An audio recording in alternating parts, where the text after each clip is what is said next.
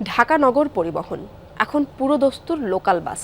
যে লক্ষ্যে সরকার গুরুত্বপূর্ণ এই পাইলট প্রকল্প শুরু করেছিল তা ছিটকে গেছে বহুদূর। রয়েছে নানা অব্যবস্থাপনার অভিযোগ। দিন দিন কেবলই বিরক্ত হচ্ছেন ব্যবহারকারীরা। বিশেষজ্ঞদের মত, পূর্ণাঙ্গ আঙ্গিকে চালু হলেই কেবলমাত্র সুফল মিলবে। বাস কাহিনীর এই পর্বে তাজনুর ইসলাম জানাচ্ছেন নগর পরিবহনের গল্প। ছবি তুলেছেন Nahid Hossain. Shea butter, aloe vera ও ভিটামিন ই সমৃদ্ধ লিলি বিউটি সোপ। অনেক স্বাদের ঢাকা নগর পরিবহন। ২.৫ বছর আগে বেশ ঘটা করে নগরে ঘটেছিল তার আগমন। শুরুর কদিনেই পছন্দের শীর্ষে উঠে গিয়েছিল এই শিরোনামের বাসগুলো, কিন্তু দিন যত পেরিয়েছে একটু একটু করে মুছে যেতে শুরু করেছে মানুষের মন থেকে। সেবা দেওয়া বাসের সংখ্যা নেমে এসেছে অর্ধেকে। ফলে লাল রঙের এই বাসে চড়ার আশায় অধীর অপেক্ষায় থাকছেন টিকিট কাটা যাত্রীরা। কিন্তু সবার কি আর আছে এত সময়? প্রথম তো সব কিছুই ভালো ছিল, এখন আস্তে আস্তে সিস্টেমগুলো চেঞ্জ হইতেছে, মানুষের হয়রানি বাড়তেছে আর কি। ভালো ছিল, যারা মতিঝিলে আসা যাওয়া করতো বা ওই রুটটাতে আসা যাওয়া করতো তাদের জন্য নগর বাজে সেভিয়ার। এই রুটে রমজান ঢুকছে, তারপরে রজনীগন্ধা ঢুকছে, এদের কারণে দেখা যায় যে আমাদের যাত্রী সংখ্যা কমে গেছে। 1 ঘন্টারও বেশি সময় ধরে অপেক্ষা করছি মোহাম্মদপুরের এই বাস কাউন্টারে। এখনও দেখা মেলেনি নগর পরিবহনের কোনো বাসের। টিকিট কাটার দায়িত্বে যিনি থাকেন তিনিও লাপাত্তা, অথচ এই রুটে চলাচল করা অন্য বাসগুলো ঠিকই চলছে নিয়মিত বিরতিতে। নগর পরিবহনের হাল হাকিকত বুঝতে টিম যমুনা সওয়ার হয় ঘাটার চর পাগলা বাজার রুটের একটি বাসে। শুরুর প্রান্ত থেকে ঢাকা মেডিকেল পর্যন্ত পৌঁছাতে বাস স্টপেজ 8টি, তবে বাস থেমেছে দ্বিগুণেরও বেশিবার।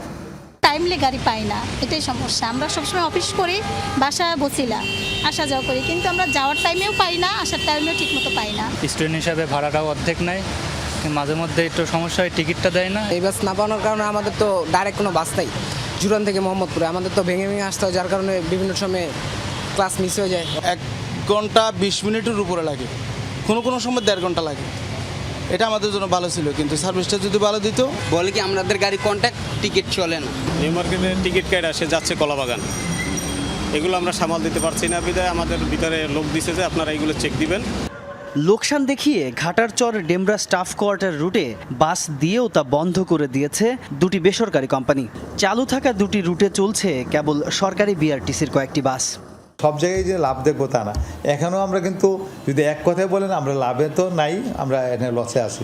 লসে থাকা মানে এই না যে আমরা গাড়ি এখান থেকে আমরা পরিচালনা যে আমরা নেগেটিভ দিকে সরে আসবো তা না, বরং আপনি যেটা বলেন আজকের থেকে আমরা আরও চেষ্টা করব যে গাড়ির সংখ্যা বাড়াইতে চেষ্টা করব, এবং অর্থাৎ নগর পরিবহন আছে, থাকবে এবং টিকে থাকবে। সরকারের গুরুত্বপূর্ণ এই প্রকল্পে শুরু থেকে অসন্তুষ্ট বেসরকারি কোম্পানিগুলো। সব কোম্পানি বন্ধ, পর্যায়ক্রমে চলবে, লোকগুলো যাবে কিসে আসে, এটা একটা বিচ্ছিন্ন একটা বিস্ফোরণ ঘটার মতো ব্যাপারটা ওইটাই হচ্ছে। ওইটা তো অ্যারেঞ্জমেন্ট ছাড়া ঘটছে, এবং ওনারা তো সব অন্য কোম্পানি বন্ধ করে দিচ্ছে, তা তো হয় না, এটা আমরা হবে না। বাস রুট রেশনালাইজেশনের অধীনে ছিল এই প্রকল্প। তারই একজন সদস্য SM সালেউদ্দিন, তিনি নিজেই বলছেন গলদ ছিল পরিকল্পনাতেই। আপনারা এই টেস্ট বেসিস, আপনারা এইটা পাইলট ভিত্তিক এটা শুরু করবেন না।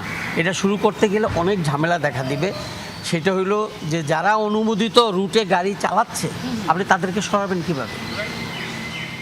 আইনগত দিয়া সে তো এটাকে আপনারটাই বন্ধ করে দিবে। আর আমাদেরটাই ছিল কোনটা, যে যারা এখন যেই রুটে চালাচ্ছে তাদেরকে নিয়েই আবার একটা কোম্পানি তৈরি করা, যাতে করে তারা একটা তু শব্দ না করে। এতদিনে রুট বাড়ার কথা থাকলেও উল্টো পুরোপুরি বন্ধ হয়ে গেছে একটি। লোকাল বাস হয়ে যাওয়া এই পরিবহন কি আদৌ দিশা পাবে? যে লক্ষ্য নিয়ে নগর পরিবহন যাত্রা শুরু করেছিল, সেই লক্ষ্যে পৌঁছাতে খাটতে হবে প্রচুর, হাঁটতে হবে অনেক পথ। তবে সব কিছুর ঊর্ধ্বে কর্তৃপক্ষের সদিচ্ছা সবচেয়ে জরুরি। তাজনুর ইসলাম, যমুনা নিউজ, ঢাকা।